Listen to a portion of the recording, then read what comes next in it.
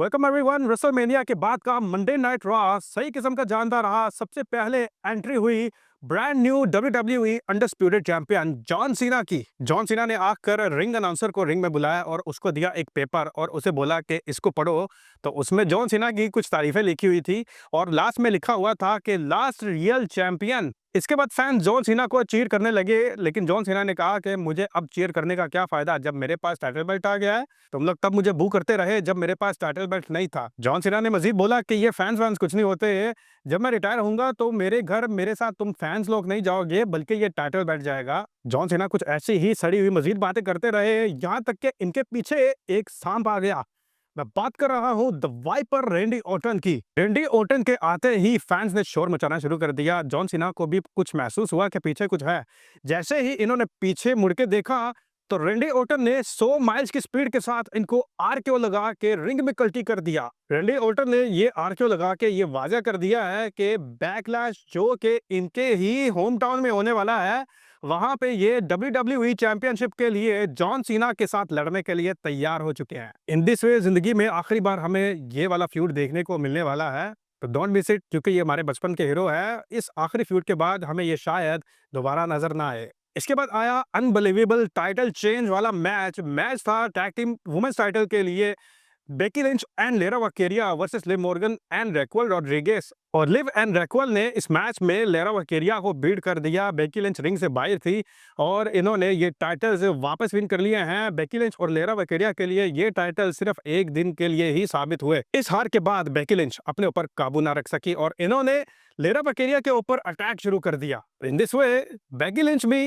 Heal बन चुकी हैं। इसके बाद हुआ बड़ा रिटर्न टैग टीम मैच था द न्यू डे का अल्फा अकेडमी के साथ, लेकिन ये मैच शुरू होने से पहले ही लाइट्स बंद हो गई और फिर म्यूजिक बज गया रूसेफ का। रूसेफ की एंट्री हुई और इन्होंने धावा बोल दिया अल्फा अकेडमी के ऊपर। द न्यू डे ने माइंड को यूज करते हुए रिंग छोड़ दी। ये बच गए रूसेफ से, लेकिन अल्फा अकेडमी को सही बजाया रूसेफ ने। तो रूसेफ का रिटर्न तो हो चुका है, लेकिन इनका थीम सॉन्ग कुछ इतना मजे का नहीं था। आई थिंक पुराने वाला होना चाहिए था। नेक्स्ट बात करेंगे जे उसो की, जो कि अभी ब्रांड न्यू वर्ल्ड चैंपियन बने हैं।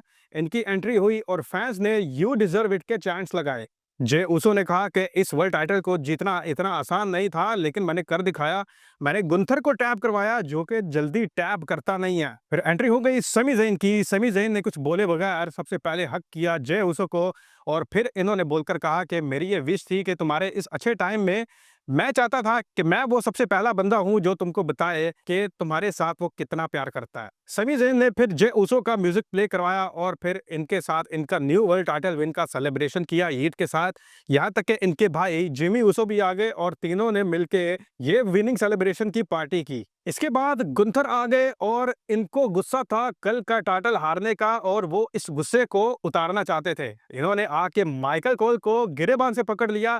फिर पैट मैकेफी मैदान में आ गए और इन्होंने धक्का दिया गुंथर को, लेकिन ये धक्का उल्टा इन्हीं के गले पड़ गया जब गुंथर ने पैट मैकेफी को अपना सबमिशन लॉक लगा दिया और इनको तकरीबन कुछ टाइम के लिए बेजान कर दिया। इसके बाद एक और रिटर्न हुआ डोमिनिक मिस्टीरियो, जो कि न्यू इंटरकॉन्टिनेंटल टाइटल विनर है। इनका मैच हुआ पेंटा के साथ और मैच के दौरान कार्लितो और फिन बैलर भी मौजूद थे, जो कि साथ साथ पेंटा को तंग करते रहे।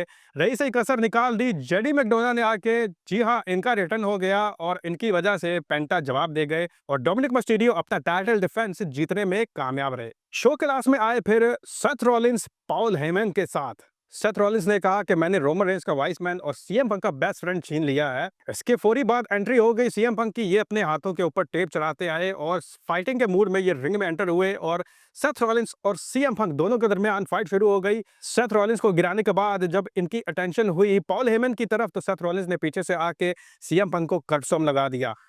इसके बाद फैंस ने ओटीसी के चैंट्स लगाना शुरू कर दिए और फिर एंट्री हो गई रोमन रेंस की।